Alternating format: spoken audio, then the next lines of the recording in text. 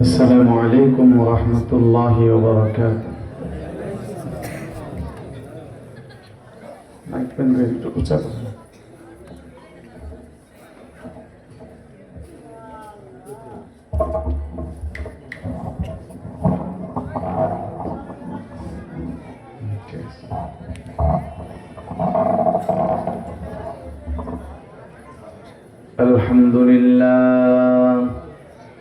الحمد لله نحمده ونستعينه ونستغفره ونؤمن به ونتوكل عليه ونعوذ بالله من شرور أنفسنا ومن سيئات أعمالنا من يهده الله فلا مضل له ومن يضلله فلا هادي له ونشهد أن لا إله إلا الله وحده لا شريك له ونشهد أن سيدنا ونبينا ومولانا محمدا عبده ورسوله صلى الله تعالى عليه وعلى آله وأصحابه وبارك وسلم تسليما كثيرا أما بعد فأعوذ بالله من الشيطان الرجيم بسم الله الرحمن الرحيم ما كان لبشر أن يؤتيه الله الكتاب والحكم والنبوة ثم يقول للناس كونوا عبادا لي من دون الله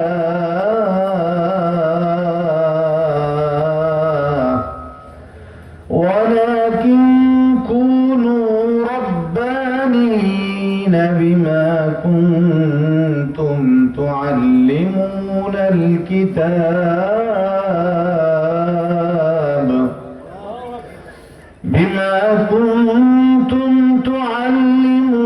الكتاب وبما كنتم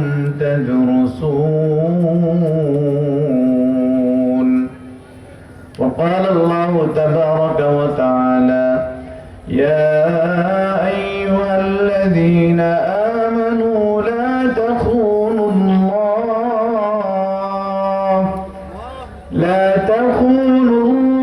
والرسول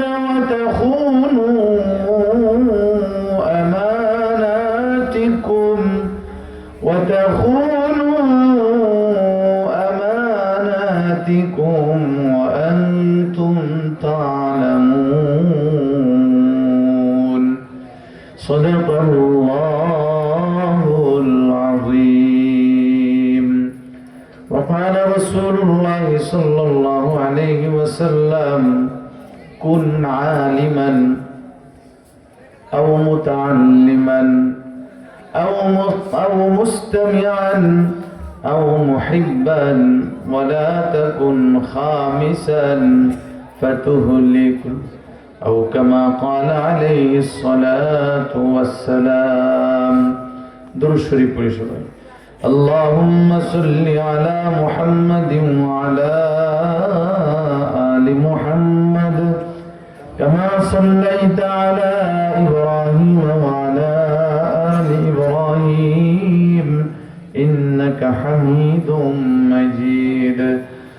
اللهم بارك على محمد وعلى آل محمد كما باركت على إبراهيم وعلى آل إبراهيم إنك حميد مجيد. الحمد لله আল্লাহ পাক রব্বুল আলামিনের আলিশান দরবারে অসংখ্য অগণিত শুকরিয়া। মিরনগর দারুল কোরআন হাফিজিয়া মাদ্রাসার উদ্যোগে আয়োজিত তৃতীয় বার্ষিক ওয়াজ মাহফিলে আল্লাহ পাক আমাদেরকে আসার, বসার, অংশগ্রহণ করার, পার্টিসিপেট করার তৌফিক এনায়েত করেছেন। আল্লাহ পাকের দরবারে শুকরিয়া আদায় করি, সকলে পড়ি আলহামদুলিল্লাহ। সম্মানিত উপস্থিতি, বেশি রাত্রি করব না, অল্প কিছু সময় আলোচনা হবে। তো যেহেতু আমরা একেবারে আজকের এই মাহফিলের শেষ পর্বে চলে এসেছি, ঠিক কিনা? আমার পরে আর কোনো বক্তা হয়তো বা নেই। তো আমরা এই শেষ সময়টুকু, মানে যতটুকুন আলোচনা হবে, আমরা খুব চৌকান্না হয়ে কথাগুলো শুনবো ইনশাআল্লাহ। কথা আমার বলার ক্ষমতা নেই, কথা বলার শক্তি দিবেন কে? আল্লাহ। আল্লাহ যদি শক্তি দেন, আল্লাহ যদি কিছু কথা বলান, তবেই বলতে পারব। আপনারা দোয়া করেন আল্লাহ এমন কিছু কথা আমার জবান দিয়ে যেন বের করে দেন, যেটা আমার জন্য উপকারী হয়, আপনাদের জন্য উপকারী হয়, এই এলাকার সকলের জন্য উপকারী হয়, তবেই আজকের এই মাহফিল সার্থক হবে। আল্লাহ পাক তৌফিক দান করেন। প্রিয় ভাইরা আমার, ভূমিকার মধ্যে আমি বিলম্ব না করে, সময় যেহেতু কম, এই জন্য সরাসরি আমি আমার মূল আলোচনায় যাচ্ছি। দুনিয়াতে দুই শ্রেণীর মানুষ আছে, খুব খেয়াল করে শুনেন। কয় শ্রেণীর মানুষ? এক শ্রেণীর মানুষ হইল যাদেরকে বলা হয় আল্লাহওয়ালা। আল্লাহওয়ালা কি ওয়ালা? আরেক শ্রেণীর মানুষ হইল আল্লাহ ভোলা। এক শ্রেণী হলো আল্লাহওয়ালা, আরেক শ্রেণীর মানুষ কি? আল্লাহ ভোলা। যারা আল্লাহকে ভুলে আছে। আল্লাহকে ভুলে আছে মানে আল্লাহ পাকের হুকুমের, আল্লাহ পাকের বিধানের কোনো তোয়াক্কা করে না। মুখে আল্লাহ বিল্লাহ করে, নামাজ 2-4 রক্ত পড়ে, মন চাইলে পড়ে, মন চাইলে পড়ে না। কিন্তু সে সত্যিকারে তার মনের ইচ্ছা এবং তার নিজের কাজের প্রমাণ দুইটা এক না, বাস্তবতার সাথে কি নাই? মিল নাই। আমি আজকের এই মাহফিলের প্রধান অতিথি যিনি, ওনার অনেক কথা আমি খেয়াল করেছি, খুবই ইম্পর্টেন্ট কথা বলেছেন। আজকে আমাদের দেশে দেখেন, মানুষের মধ্যে মুসলমান তো আমরা সবাই মুসলমান না? এদেশে 90% মুসলমান, 90% মুসলমানের দেশ। কিন্তু আসলে মুসলমান কয়জন আছে? আসল মুসলমান আসলে কি 90% সব খাঁটি মুসলমান, সব আল্লাহওয়ালা, নাকি অধিকাংশই আল্লাহ ভোলা? ধরে বলেন। এই যে পানির বোতলটার মধ্যে লেখা আছে MUM, মাম, ঠিক না? এখন পানির পরিবর্তে এটার মধ্যে যদি মানে পেশাব ভরা হয় আর মাম লিখে দেওয়া হয়, তাহলে কি এটা মাম পানি হয়ে যাবে? কি বলেন? হবে? হবে না। তা আমরা যে মুসলমান, আমাদের অধিকাংশের অবস্থা হলো এই যে আমাদের পরিচয়ে, আমাদের আদমশুমারিতে আমরা মুসলমান, কিন্তু হাকিকতে মুসলমান না। হাকিকতে মুসলমান হতে হবে আমাদেরকে। রাজি আছি? দুনিয়াতে কয় শ্রেণীর মানুষ? মনে রাখেন, এটা শুরুর কথা আমার। এক শ্রেণীর মানুষ হলো আল্লাহওয়ালা, আরেক শ্রেণীর মানুষ হলো আল্লাহ ভোলা। দুই শ্রেণীর মানুষের জন্য আল্লাহ পাক পরকালে দুইটা জায়গা নির্ধারণ করছেন। কয়টা?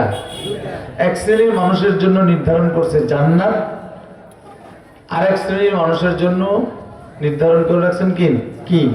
জাহান্নাম। এক শ্রেণীর মানুষের জন্য আল্লাহ নির্ধারণ করছে জান্নাত। তারা কারা? আল্লাহওয়ালা। তারা কারা? আল্লাহওয়ালা। তারা নেককার। আল্লাহ কোরআনে ঘোষণা করছেন, ইন্নাল আবরার লাফি নাঈম।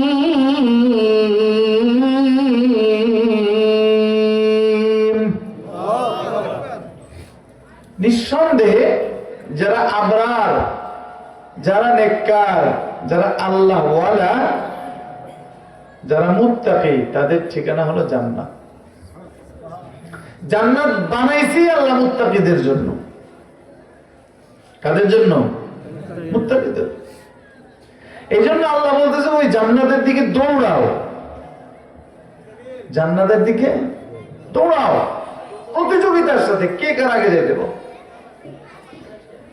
আল্লাহ ওয়াসারিউ ইলা মাগফিরাতিন মির রাব্বিকুম ওয়া জান্নাতিন আরদুহা আস-সামাওয়াত,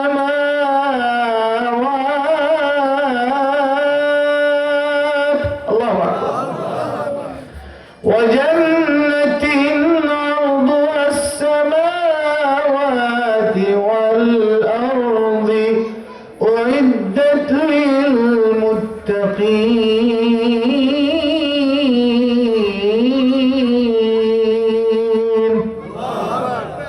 আল্লাহ বলেন তোমরা প্রতিযোগিতার সাথে দৌড়াও, ক্ষমার মাধ্যমে, আমার হুকুম পুরা করার মাধ্যমে, নামাজের মাধ্যমে, ইস্তেগফারের মাধ্যমে ওই জান্নাতের দিকে, যেই জান্নাতের প্রস্থ,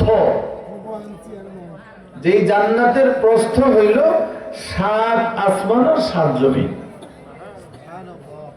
সুবহানাল্লাহ কইলেন না? আমার কথাকে বুঝছেন? প্রস্থ বুঝেন তো? পাশ।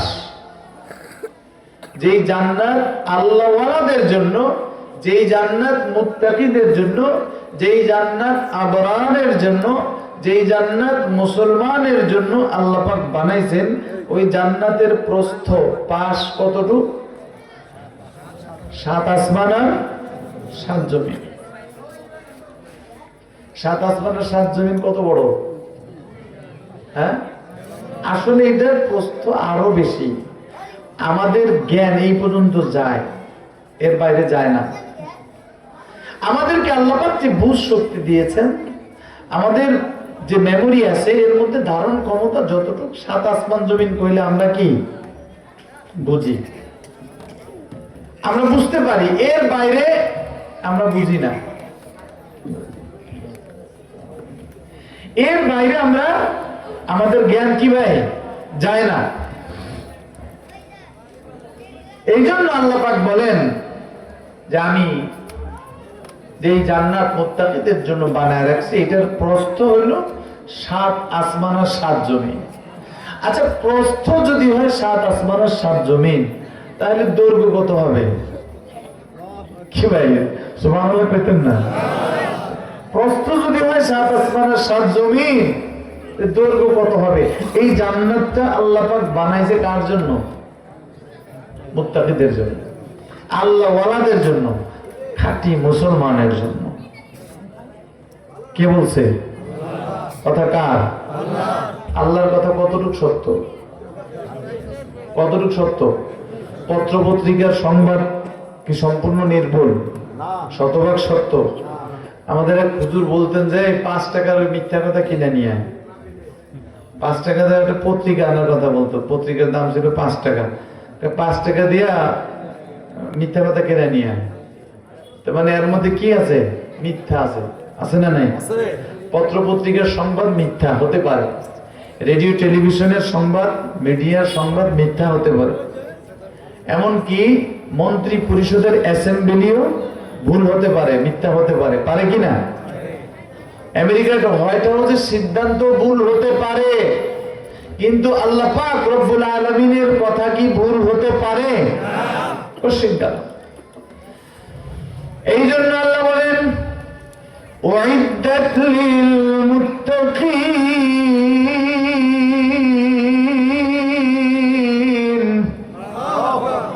জান্নাত আমি আল্লাহ মুত্তাকিদের জন্য প্রস্তুত করে রেখেছি, যেই জান্নাতের প্রস্থ হইল 7 আসমান এবং 7 জমিন। আল্লাহু আকবার। তাহলে দুই শ্রেণীর মানুষ দুনিয়ায়, আল্লাহওয়ালা, আল্লাহ ভোলা। আল্লাহওয়ালারাও মরবে, আল্লাহ ভোলারাও মরবে, নাকি মরবে না? খালি মুসলমানরা মরবে? খালি নামাজিরা মরবে? বেনামাজিরা মরবে না? বেঈমানদাররা মরবে না? মদখুর, সুদখুর, গাঞ্জাখুর, হ্যাঁ, চান্দাখুর, এরা মরবে না? সবাই মরবে, সবাই মরবে। जागना है जाग ले, जागना है जाग ले, अफलाक की छाया तले। जागना है जाग ले, अफलाक की छाया तले। हशर तक सोना पड़ेगा कब्र की छाया तले। আল্লাহু আকবার। যদি তুমি পরকালে কিছু পেতে চাও, জান্নাত পেতে চাও, আল্লাহর মাগফিরাত পেতে চাও, দুনিয়াতে তুমি আসমানের ছায়ার নিচে জেগে জেগে আল্লাহর জিকির করো, ইবাদত করো, ওই জান্নাতের আশায়, ওই জান্নাতকে বিশ্বাস করো, ওই জান্নাতের দিকে দৌড়াও, ওই জান্নাতের দিকে আগে বাড়ো, যেই জান্নাতের প্রস্থ হইল 7 আসমান 7 জমিন। যে সেই জান্নাতের প্রত্যাশী সেও মরবে, আর যে সেই জান্নাতের প্রত্যাশী না, যে দুনিয়া কি জান্নাত বানাইছে, খাও দাও ফুর্তি করো, দুনিয়াটা মস্ত বড়, আছে না নাই? ফেরাউনের দুনিয়া তো মস্ত বড় ছিল, তো ফেরাউন আছে? আছে নাকি? হামান আছে, নমরুদ, সাদ্দাত, আবু জাহাল, আবু লাহাব, উতবা, সাইবা। আহা, সচক্ষে দেখে আসছি ওই সমস্ত মানুষের ঘর বাড়ি হাজার বছর আগে, হাজার হাজার বছর আগে, 3000 4000 বছর আগে তাদের কারুকার্য খচিত বাড়িঘর গুলো আল্লাহ পাক রেখে দিয়েছে। সে আদ জাতির বাড়িঘর, শুআয়ব আলাইহিস সালামের কওমের বাড়িঘর, সালেহ আলাইহিস সালামের কওমের বাড়িঘর আল্লাহ পাক দেখাইছে, দেখে আসছে। গত 2 মাস আগে আমি সফরে গেছিলাম, সিরিয়া, তাবুক, সৌদি আরব সহ বিভিন্ন জায়গায় সফর করছি, দেখে আসছি। কত সুন্দর কারুকার্য করা বাড়িঘর ছিল, তারা নাই। जिनकी पहलू में हजारों रंगों की फानूस थी, झाड़ उनकी कब्र पर है और रिशा बाकी नहीं। যাদের বাড়িঘর গুলো কত কারুকার্য খচিত, কত সুন্দর, আজকে তাদের কবরের উপর দিয়ে গরু ছাগল ঘাস খায়, তারা এবার শক্তি নাই। যাদের ধমকে জমিন থরথর করে কাঁপত, কোথায় আছে তারা? আছে কেউ? কুজা কারো কুজা ফিরাও, কুজা কারো কুজা ফিরাও, কুজা নমরুদ সুদহামা,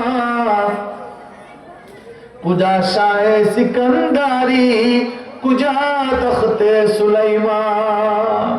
কোথায় কারুন, কোথায় হামান, কোথায় সাদ্দাত, কোথায় বাদশাহ সিকান্দার, কোথায় সুলাইমান আলাইহিস সালামের সিংহাসন?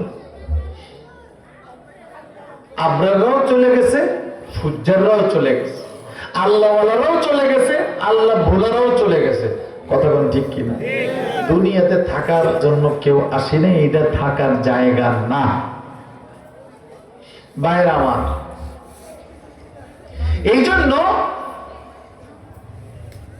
আল্লাহ পাক 2 শ্রেণীর মানুষের জন্য মৃত্যুর পরে 2টা জায়গা বানাইছে। যারা নেককার আবরার তাদের জন্য হলো জান্নাত, আর যারা বদকার ফুজ্জার ফাসিক তাদের জন্য ফরিকুন ফিল জান্নাতি ওয়া ফরিকুন ফিস সাঈর।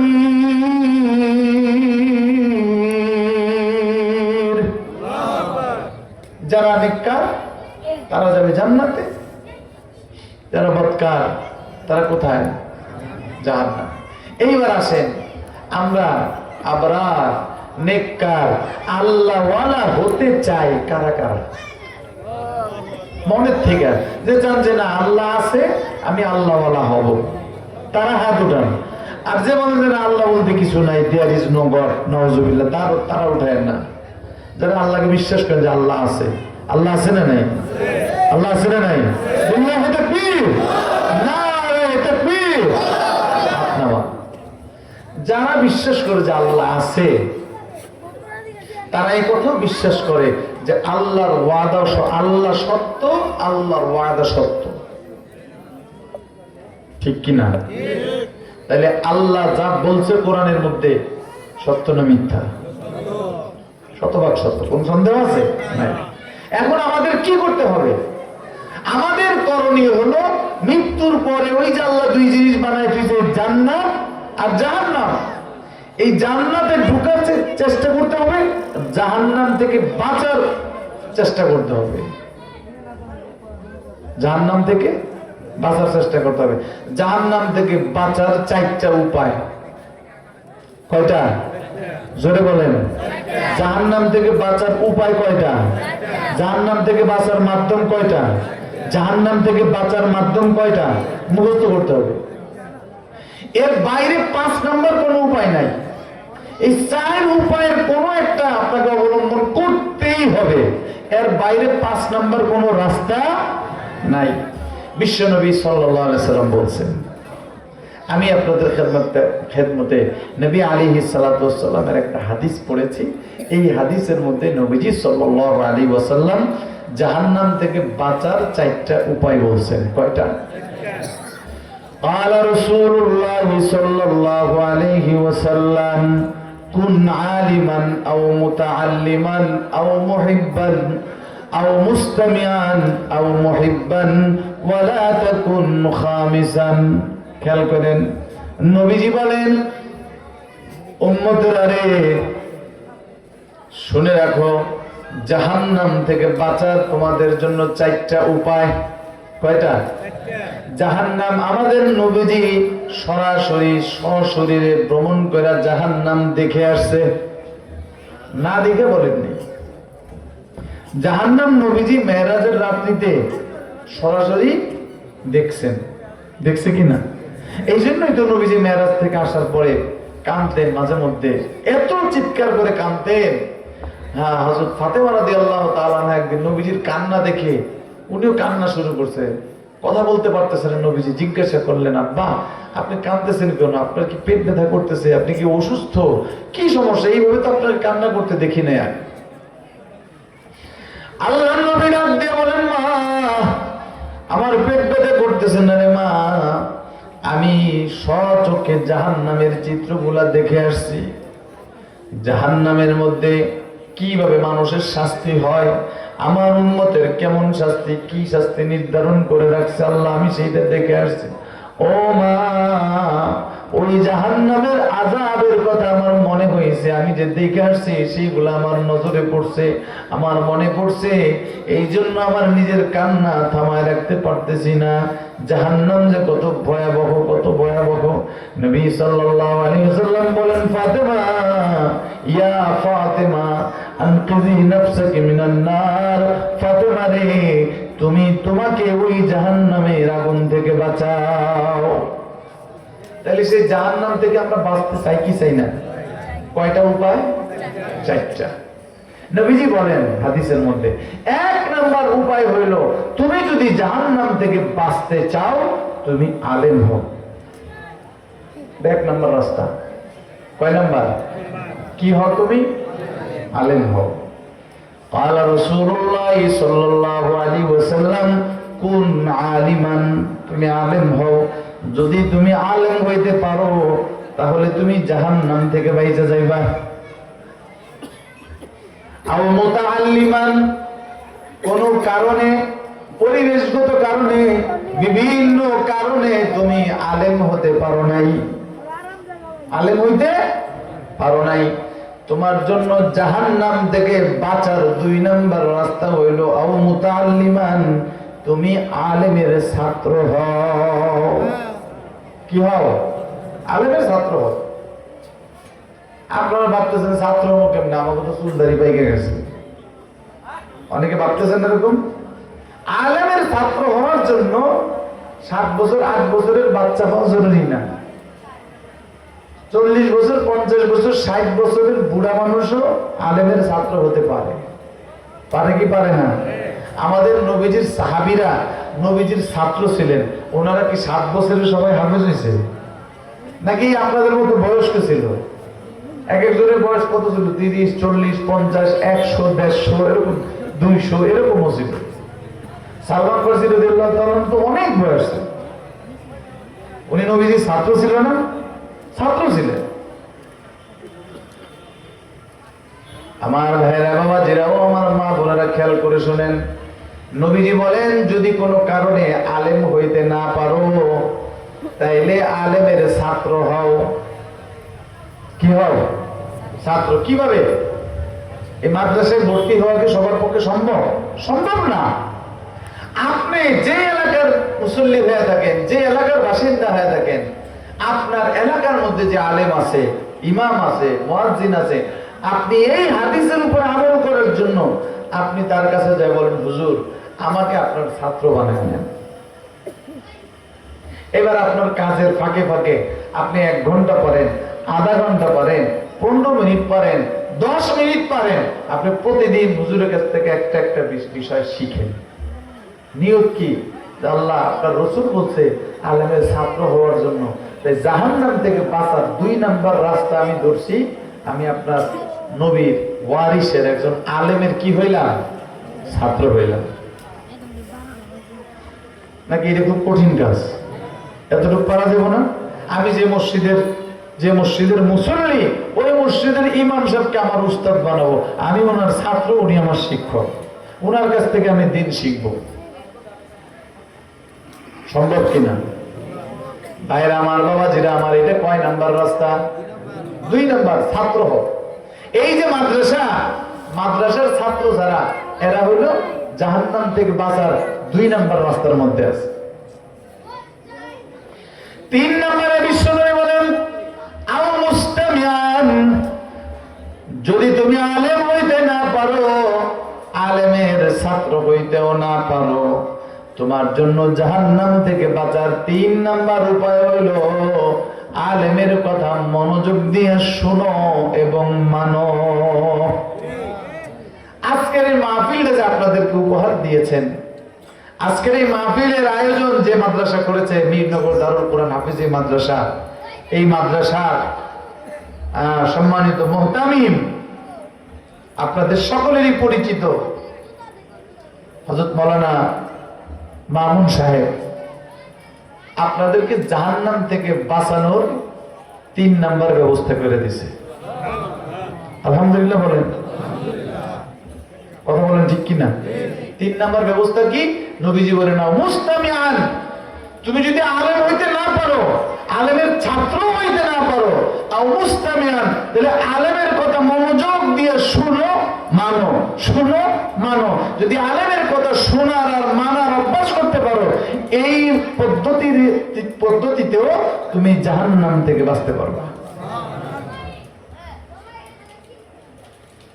ভাইরা আমার, বাবা জিরা আমার, আলেমের কথা কিভাবে মানবো, কিভাবে শুনবো?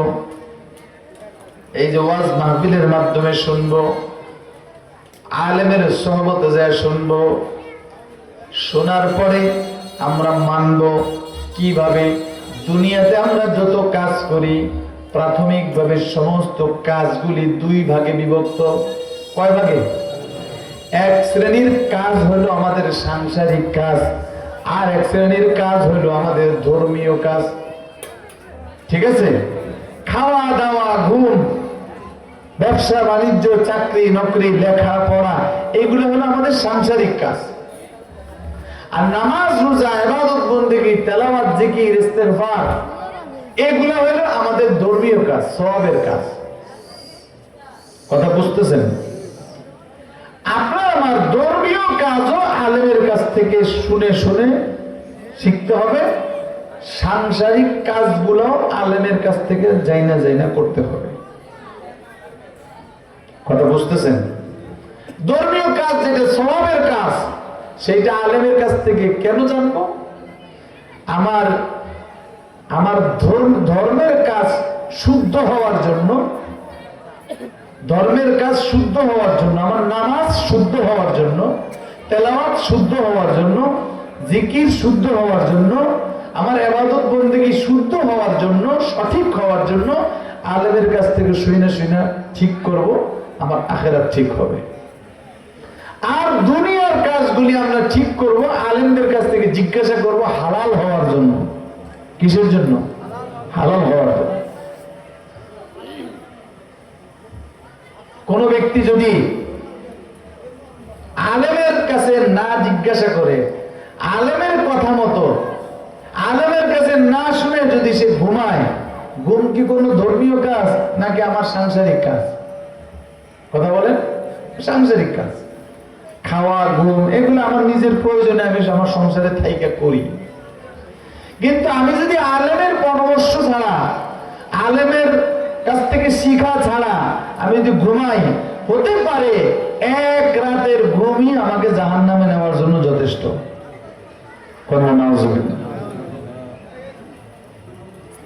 অনেকে বলে হুজুর আমার ঘুম আমি ঘুমাবো, আবার আলেমকে জিজ্ঞাসা করবো কেন? আছে না নেই? আমার ঘুম আমি ঘুমাবো, আমি আলেমকে জিজ্ঞাসা করবো কেন? এইরকম মানসিকতা যাদের ভিতরে আছে, তাদের এই মন মতো ঘুমানো, মন মতো চলা তাদেরকে জাহান্নামে না নিয়ে ছাড়বে না। কথা বলেন ঠিক কিনা? কিভাবে? হাদিসের মধ্যে আসে রাসূল করিম সাল্লাল্লাহু আলাইহি ওয়াসাল্লাম বলেন, হে আমার উম্মতেরা, তোমরা এশার নামাজের আগে ঘুমায়ো না। এশার নামাজ না পড়ে কি করো না? ঘুমায়ো না। এই কথাটা জানে কারা? কথা বলেন। আলেমরা জানে। কারা জানে? আলেমরা জানে। এখন কোন ব্যক্তি মনে করেন যদি বলে যে আমার ঘুম আমি ঘুমাবো, আমি আবার আলেমের কাছে শুনতে যাবো কেন? এশারের নামাজ না পড়ে ঘুমায় গেল, এই এক রাতের ঘুম তাকে জাহান্নামের নিয়ে ঘুমানোর জন্য যথেষ্ট। জাহান্নামের ঘুম ঘুমানোর জন্য নিজের ইচ্ছা মতো এক রাতের ঘুমে কি যথেষ্ট। আবার আলেমের কথা মতো এক রাতের ঘুমই আপনাকে জান্নাতে নেওয়ার জন্য যথেষ্ট হতে পারে। পারে কিনা? কিভাবে? আপনি যদি আপনার মন মতো ঘুমান, এশারের আগে ঘুমায় গেলেন, নামাজ পড়লেন না, মন মতো ঘুমায় গেলেন, ফজরের সময় উঠলেন না, তাহলে ফজরের নামাজ আপনি পড়লেন না, এশারের নামাজ আপনি পড়লেন না, নামাজ না পড়ে ঘুমাইলেন, এই ঘুম আপনাকে জান্নাতে নিবে না জাহান্নামে নিবে? কথা বলেন। জাহান্নামে। ভাইরা আমার, বাবাজিরা আমার, আর যদি আপনি আলেমের কথা মতো আলেমের কাছ থেকে শিখা ঘুমটা আলেমের কাছ থেকে শিখেন।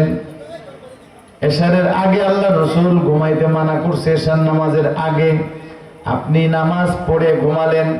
বিশ্ব নবী বলেন, যে ব্যক্তি এশারের নামাজ জামাতের সাথে পড়ে ঘুমাইলো, সে অর্ধেক রাত্র পর্যন্ত কেমন যেন ইবাদত করলো। আবার যে ঘুম থেকে ওইটা ফজরের নামাজ আদায় করলো, বাকি অর্ধেকও তার পুরা হয়ে গেল। অর্থাৎ রাতের প্রথম অংশে এশার নামাজ, আর রাতের শেষে সুবহে সাদেকের সময় ফজরের নামাজ। এশার নামাজ আর ফজরের নামাজ যারা সময় মতো আদায় করলো, আল্লাহ রাব্বুল আলামিন তাদের আমলনামায় সারা রাত ইবাদত করার সওয়াব লিখে দেয়। কথাটা কার কাছ থেকে শুনছেন? কোন একজন আলেমের কাছ থেকে, ঠিক কিনা? সুতরাং আলেমের কথা শুই না আমল করা জাহান্নাম থেকে বাঁচার কয় নাম্বার উপায়? 3 নাম্বার উপায়। 4 নাম্বার উপায় বিশ্বনবী বলেন, আও মুহিব্বান,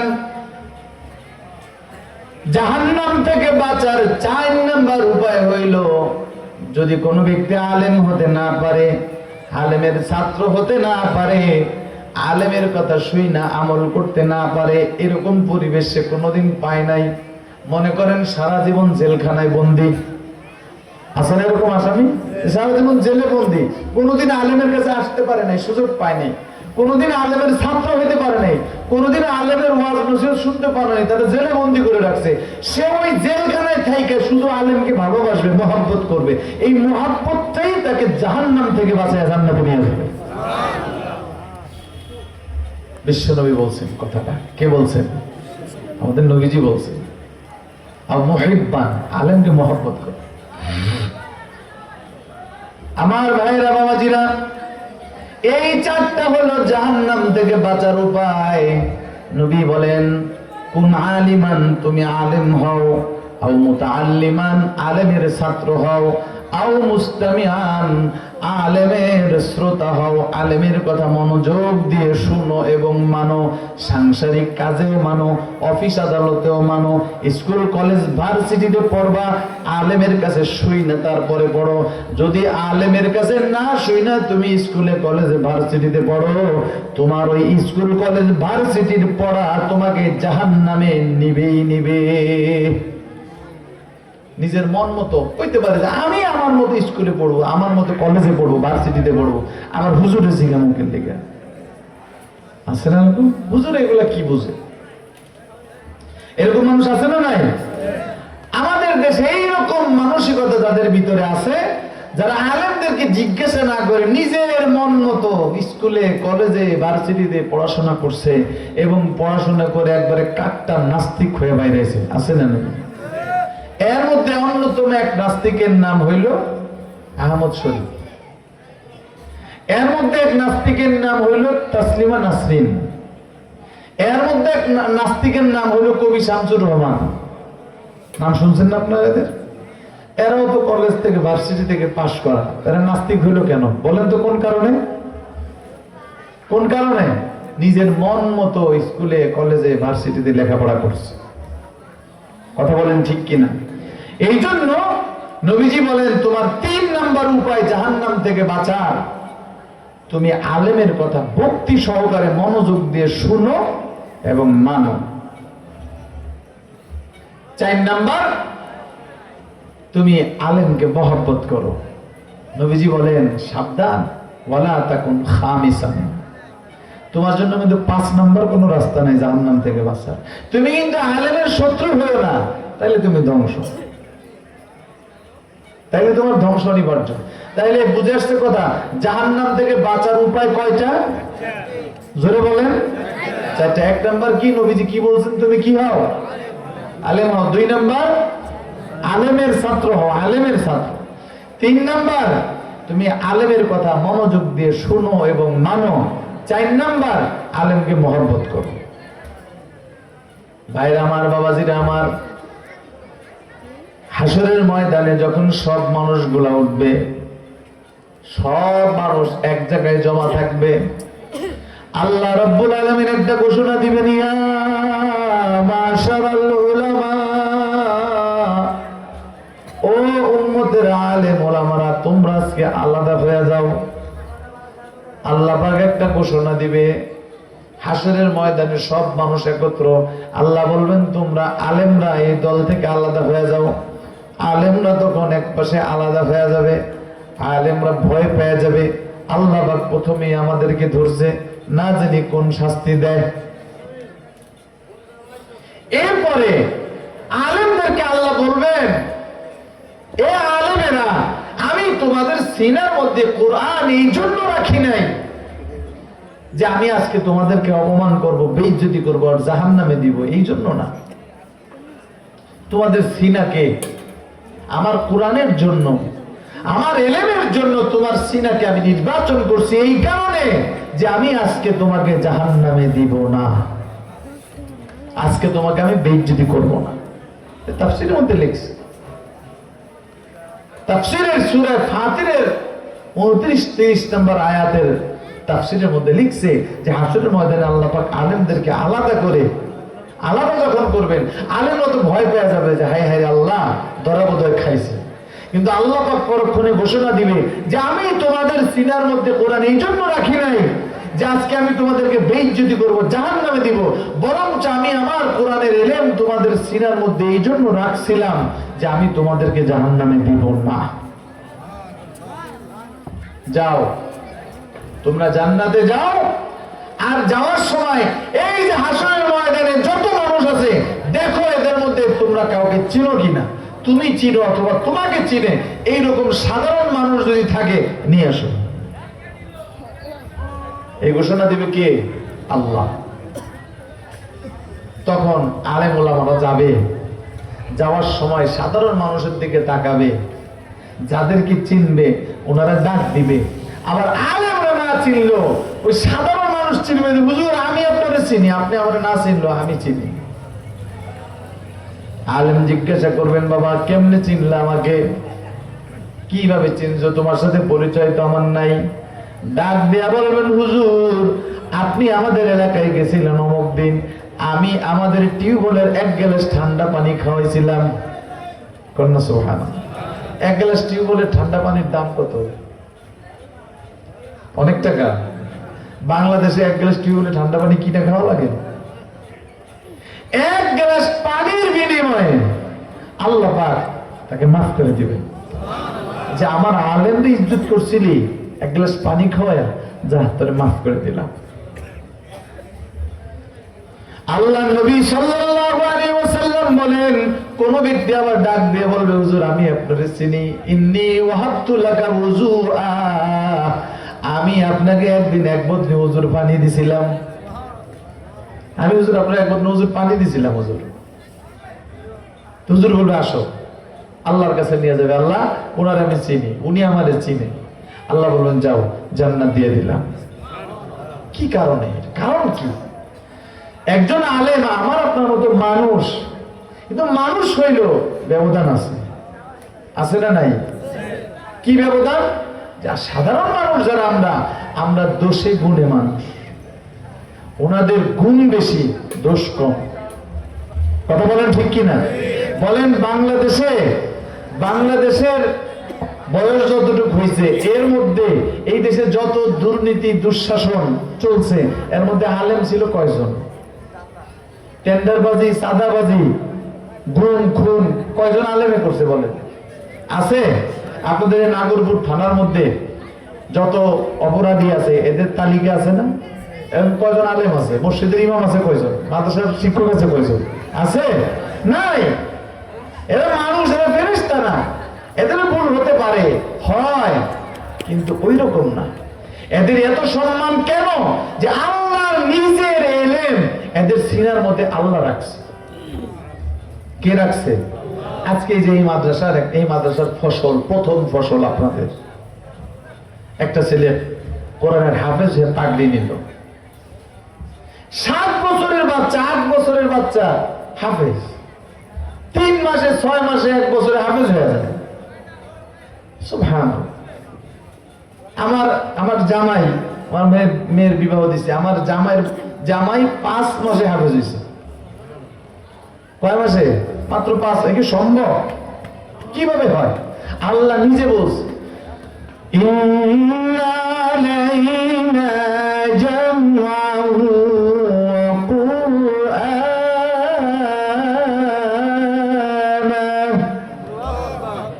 নবীজির উপরে যখন আল্লাহ কোরআন নাজিল করে, নবীজি শুধু ঠোঁট লড়াইতেছে যে আল্লাহ আমার যা নাজিল করছে আমার ছুঁইটা যেন না যায়, উম্মতের কাছে যেন আমি পৌঁছায় দিতে পারি, এটা আমার, এটা খেয়ানত যেন না হয়। এই জন্য নবীজি মুখস্থ করার জন্য খুব ঠোঁট লড়াইতেছে, জিহ্বা নাড়াইতেছে, বারবার পড়তেছে যেন মুখস্থ হয়।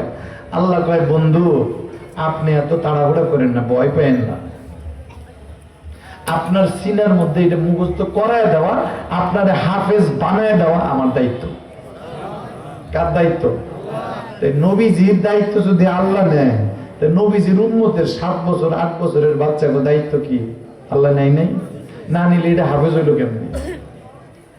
সাধারণ মানুষের জিজ্ঞেস করেন, একটা হেডমাস্টার জিজ্ঞেস করেন যে আপনি ক্লাস 3, ক্লাস 2, 3 সবগুলো কবিতা শোনান তো, পারবে? শোনাইতে পারবে? পারবে না। অথচ একটা হাফেজ সারা জীবন চলে যায়, তার কোরআন 30 পারা তার সিনার মধ্যে মুখস্থ থাকে। মুখস্থটা রাখে কে? আল্লাহ। আল্লাহ কয়, আমার কোরআন হেফাজতের জন্য ওর সিনাটা আমি বাড়া নিছি, ওর সিনা।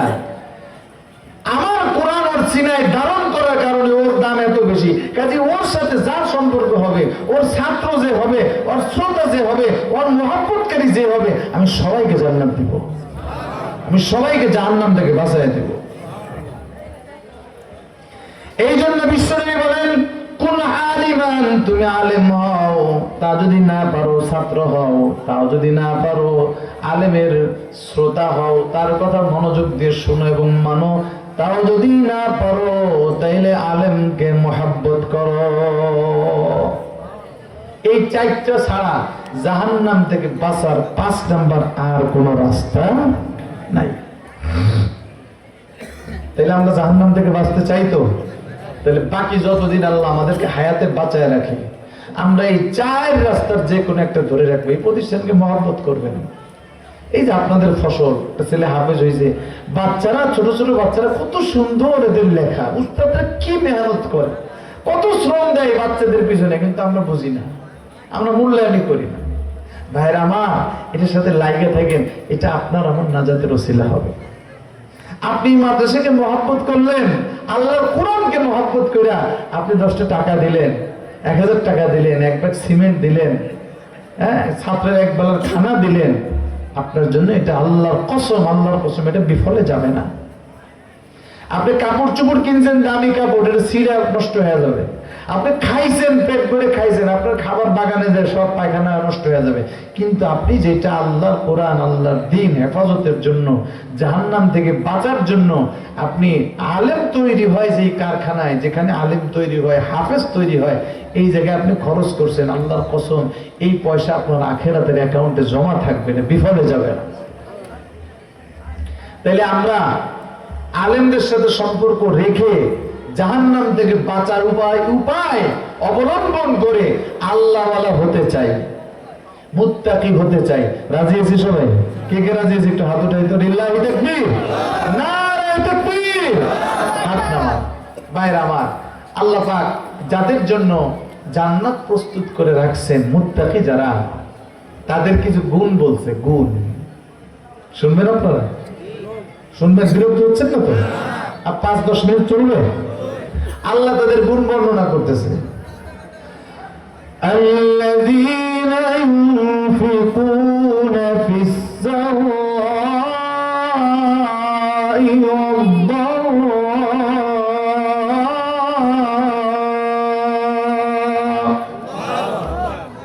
যাদের জন্য আমি জান্নাত নির্ধারণ করে রেখেছি, যারা মুত্তাকি হবে, যারা আল্লাহওয়ালা হবে, তাদের কিছু গুণ আছে। কি গুণ? তারা, আমি আল্লাহ তাদেরকে যে সম্পদ দিছি, টাকা দিছি, পয়সা দিছি, যা দিছি, এখান থেকে সে সাধ্য মতো খরচ করে। সচ্ছল অবস্থায় করে, অভাবের সময়ও করে। সচ্ছল অবস্থায় বেশি করে, অভাবের সময় কম করে, বাহারহাল সে দান করতেই থাকে। কন্যা সুবহানাল্লাহ। হাদিস শরীফের মধ্যে আসছে, নবীজি সাল্লাল্লাহু আলাইহি সাল্লাম বলেন, ধনে জনে মানুষ 4 প্রকার। ধনে জনে মানুষ কয় প্রকার? 4 প্রকার। 1 প্রকারের মানুষ হইল আল্লাহ পাক যাকে ধনও দিছে, মনও দিছে, টাকা পয়সাও দিছে, সম্পদও দিছে, দান করার মতো মনও দিছে। আছে না নাই? আরেক শ্রেণীর মানুষ, দ্বিতীয় শ্রেণী, যে তার মন আছে, খুব মন চায়, কিন্তু তার নাই। আছে না? এদের ফলাফল কি? মনে করেন আপনারা আজকে মাদ্রাসার মাহফিলে আসছেন, মাদ্রাসার জন্য একজনে দাঁড়ালেন, হুজুর আমি 5000 দিব, আমি 6000 দিব। আরেকজন মনে মনে কইতেছে, আল্লাহ আমার নাই, আমার যদি থাকতো আমিও দিতাম। নবীজি বলেন, এই লোকটার টাকা নাই কিন্তু মন আছে। মন আর নিয়ত থাকার কারণে এই লোকটা দান না করে ওই পরিমাণ দান করার সওয়াব তার আমলনামায় চলে যাবে, চলে যাবে।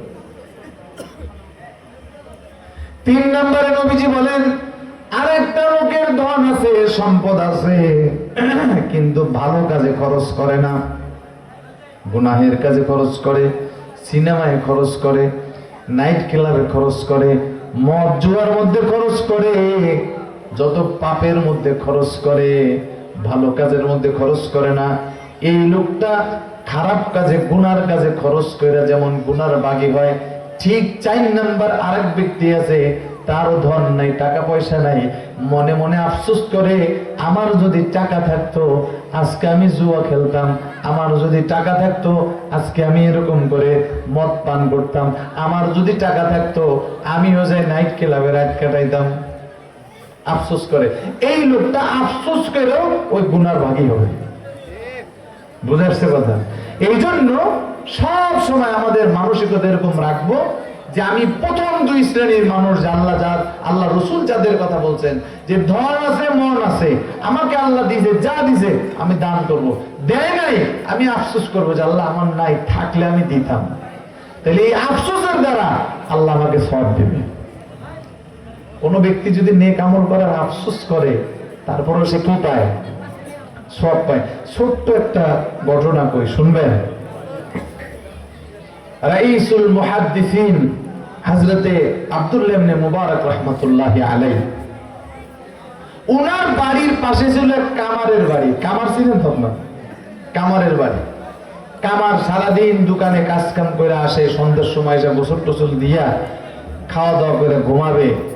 তো এমন সময় দেখে কি ওনার প্রতিবেশী, ওনার পাশের বাড়ির হুজুর আব্দুল্লাহ ইবনে মুবারক রাহমাতুল্লাহ আলাইহি, উনি বাড়ির ছাদের উপরে জায়নামাজ বিছিয়ে সারা রাত নামাজ পড়ে। কামার বেচারা আফসোস করে, আরে আল্লাহ, আমার প্রতিবেশী আব্দুল্লাহ ইবনে মুবারক সারা রাত দাঁড়ায় দাঁড়ায় তাহাজ্জুদ পড়ে, নামাজ পড়ে, আমি পারলাম না। আল্লাহ, আমি সারাদিন পরিশ্রম করছি, কাজ করছি, আমি গরিব মানুষ, সংসার চালাইতে হয়, আমার মনটা চায় আমি যদি টুনার মতো নামাজ পড়তে পারতাম, তা আমি যদি রাত করে নামাজ পড়ি কালকে তো কাজ করতে পারবো না। এ আফসোস করে ঘুমাইতো। ঘটনাক্রমে এই দোনো ব্যক্তি যখন মৃত্যু হয়ে গেছে, মৃত্যুর পরে আরেকজন আল্লাহর ওলিকে আল্লাহ স্বপ্নে দেখাইছে যে আব্দুল্লাহ ইবনে মুবারককেও আল্লাহ যেই জান্নাত দিছে, যেই স্তরের, ওই কামারকেও তার পাশাপাশি একই স্তরের জান্নাত দান করছে। আব্দুল্লাহ ইবনে মুবারক রাহমাতুল্লাহ আলাইহিকে জান্নাত দিছে আল্লাহ আমলের কারণে, আর কামারকে আল্লাহ জান্নাত দিছে আফসোস করার কারণে। কিসের কারণে? আফসোস। এই জন্য দ্বীনি প্রতিষ্ঠান, মসজিদ, মাদ্রাসায় আমরা দান করব, হ্যাঁ, আল্লাহকে খুশি করার জন্য। আর যদি দান করতে না পারি কমপক্ষে আফসোস করব, সব পাবো ইনশাআল্লাহ। রাজি আছেন ইনশাআল্লাহ? এই জন্য নবীজি সাল্লাল্লাহু আলাইহি ওয়াসাল্লাম বলছেন যে তোমরা দান করো, জাহান্নামের আগুনকে নিভাও। আল্লাহ পাক রব্বুল আলামিন বলেন যে মুত্তাকিদের গুণ হইল তারা অভাবেও দান করে, সচ্ছলতায়ও দান করে। তো এই যে এত সুন্দর মাদ্রাসা, আমি আইসা দেখে এত ভালো লাগছে যে অল্প দিনে এত